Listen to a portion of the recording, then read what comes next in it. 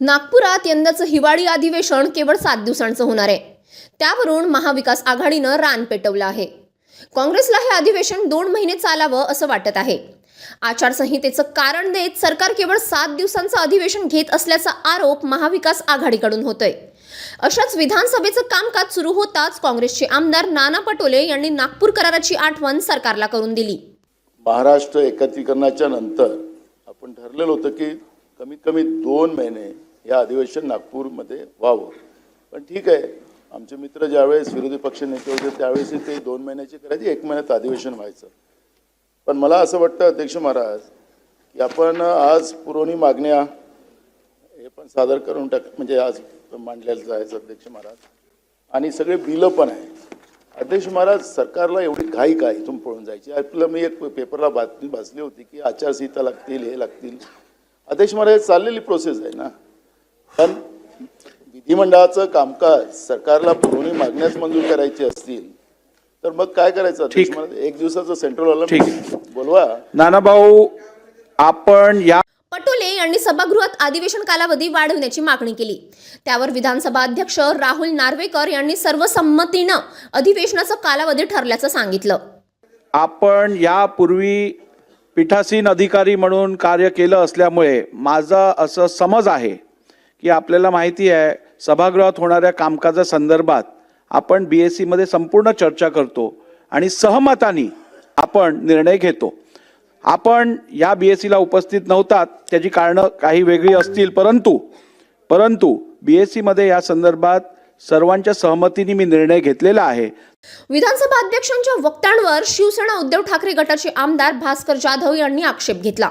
विरोधी पक्षानं कधीही 7 दिवसाच्या अधिवेशनावर सहमती दर्शवली नव्हतीच असं जाधव म्हणाले. अध्यक्ष महोदय, ही गोष्ट खरी आहे की BSc मध्ये चर्चा होत असताना जे होणारे निर्णय आहेत हे सर्वसाधारणपणे युनॅनिमसली व्हावेत अशा प्रकारची अपेक्षा असते, हे मी मान्यच करतो.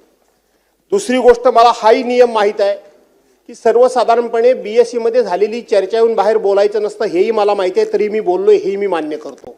मी कधी आयुष्यात खोटं बोलत नाही.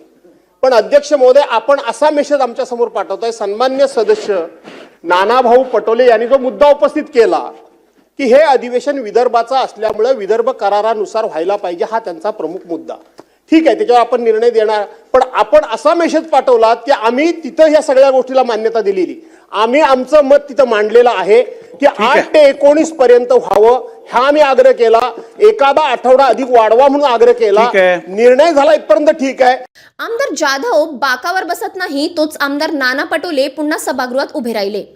त्यांनी सरकारला घेरण्याचा प्रयत्न केला. अध्यक्ष महाराज, मी पीठासीन अधिकारी होतो आणि अजितदादा त्यावेळेस आमच्या त्या मंत्रिमंडळात होते. अध्यक्ष महाराज, सगळ्यांना माहिती आहे.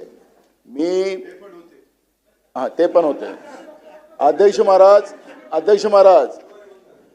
महाराज यावेळेस, कारण की मी आज मी सभागृहाचा प्रमुख म्हणून, म्हणजे तुम्ही, त्यावेळेस मी निर्णय करायचा की नाही असं नाही होणार, अधिवेशन इतका कालावधी चाललाच पाहिजे, ही भूमिका मांडायची. मी यांचं ऐकून नाही घ्यायचं अध्यक्ष महाराज. त्याच्यामुळे अध्यक्ष महाराज, मला माझी जबाबदारी त्या चेअरवर बसून मला माहिती होती की मी या सभागृहाला काय न्याय दिला पाहिजे, हे माझी जबाबदारी होती अध्यक्ष महाराज. मला तुमच्यावर काही आरोप आणायचा नाही अध्यक्ष महाराज. मी तुमच्याकडून काही याच्यासाठी मागतो अध्यक्ष महाराज, कारण की या सभागृहाचं तुम्ही आमचे प्रमुख आहात, तुमच्याकडे आम्हाला मागणी करण्याचा अधिकार आहे. अध्यक्ष महाराज, माझी विनंती आपल्याला, मी काही आदेश सूचना नाही करत अध्यक्ष महाराज, हे अधिवेशन कृपया विदर्भासाठी आपण वाढवून द्यावा सरकारला, आणि त्या पद्धतीची भूमिका आपण मांडावी असं माझं मत आहे. विरोधकांच्या मुद्द्याला मात्र मुख्यमंत्री देवेंद्र फडणवीस यांनी चांगलंच प्रत्युत्तर दिलं. महाविकास आघाडी सरकारच्या काळात किती दिवस अधिवेशन चालायचं याची आठवणच फडणवीसांनी करून दिली. केला पाहिजे. नानाभाऊंचा अधिवेशनाकरता किती आग्रह असला तरी नानाभाऊ त्या काळामध्ये 3 आणि 5 दिवसाचेच अधिवेशन मुंबईचे झाले नाही. मुंबईचे बाकी राज्यात चालू होते. बाकी राज्यात कोरोना नव्हता का?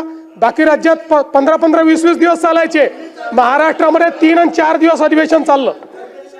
अधिवेशनाच्या पहिल्याच दिवशी सरकार आणि विरोधक आमने सामने दिसले. मात्र फडणवीस यांनी सर्व कामकाज नियमानुसार चालत असं स्पष्ट केलं व ही कमतरता भरून काढू अशी ग्वाहीही दिली.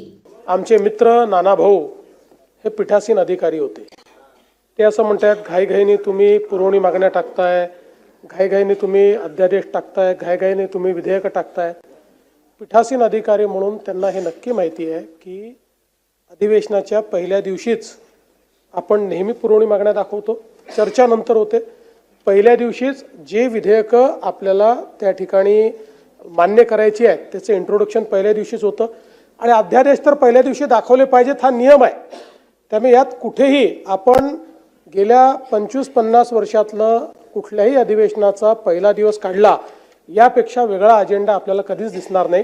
त्यामुळे मला असं वाटतं की ही भावना आमची पण आहे की अधिवेशन जास्तीत जास्त झालं पाहिजे. आणि तुम्हाला सांगतो की गेल्या 25 वर्षामध्ये सर्वात जास्त अधिवेशन मी मुख्यमंत्री असतानाच नागपुरात चाललं आहे आणि पुढेही चालेल.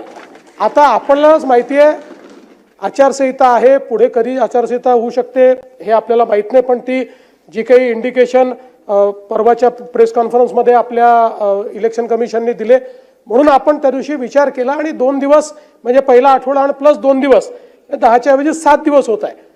हे पुढच्या वर्षी कॉम्पन्सेट करून टाकू, काळजी करू नका.